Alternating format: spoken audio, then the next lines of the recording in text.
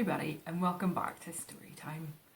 Today's story is about bones. Do you know where your bones are? That's right, they're inside of you. They're the hard bits that make you stand up and keep your brain safe and keep your lungs safe and your heart safe. This is another one of Connor's toys. And he's made up of lots of bones. He's a skeleton. And you can see some of his bones. You can see his head and his arms. And you can see his rib cage and his spine. Lots of bones.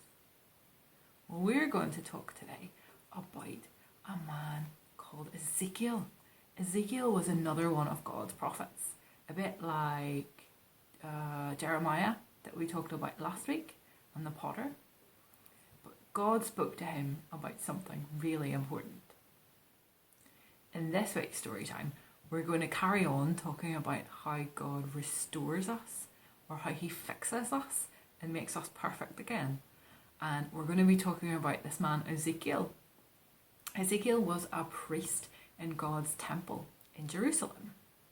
Ezekiel and his people had been taken captive by people from another country. They were called the Babylonians. God spoke to Ezekiel in a vision.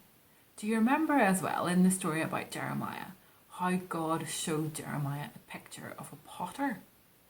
It was a bit like that. A vision is a bit like a picture inside your head. Ezekiel felt that God was with him. And one day, God showed Ezekiel a picture of a valley out in the desert and showed him all around. The Lord said, "Ezekiel, can these bones come back to life?" Ezekiel replied, "Great Lord, only you can answer that." So the Lord told him to speak to the bones. Dry bones, listen to the message of God. I'm bringing the breath of life to you, and you'll come back to life. You'll come alive, and you'll realize that I am God.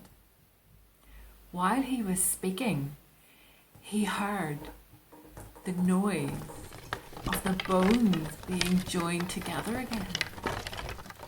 They became bodies again, but the bodies were not breathing. Then God asked Ezekiel to speak to the wind. Ezekiel spoke to the wind, and the wind started to blow from everywhere, giving life to all the bodies.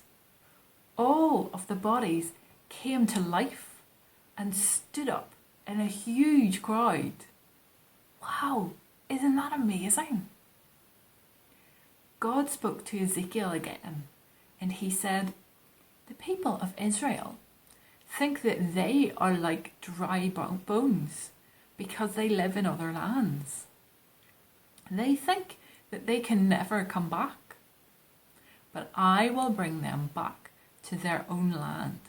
This is my promise."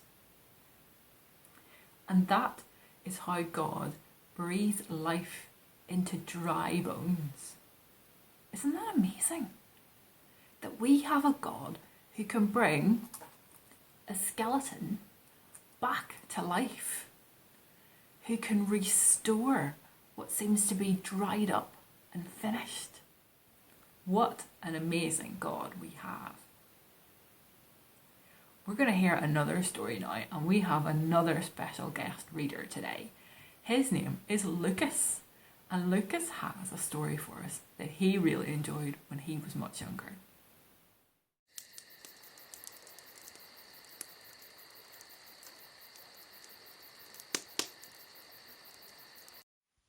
Hi everyone, today we are going to be reading one of my childhood favourites, Little Robbie Foo-Foo.